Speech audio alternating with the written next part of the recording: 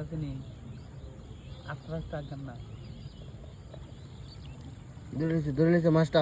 দেখছেন মনির ভাই, দেখছেন আরে আরে দেখছেন নি?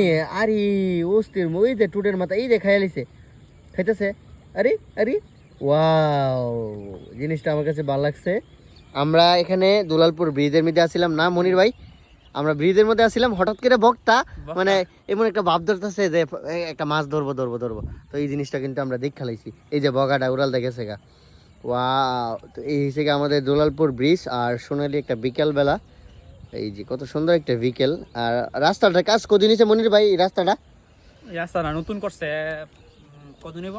প্রায় 5-6 দিন হয়ে যাবে। 5-6 দিন হয়ে যাবে। তো রাস্তাটা কিন্তু অনেক ভালো লাগতেছে। আপনারা একটু কমেন্ট করে জানাচ্ছেন এই রাস্তাটা কেটা কেটা ঘোরাঘুরি করছেন, যাতায়াত করছেন এই রাস্তা। তো এবার হয়েছে গিয়ে দুলালপুর আর এবার হয়েছে গিয়ে কেশবপুর, দুইটা ফুরের মাঝখানে হয়েছে গিয়ে এই ব্রিজটা।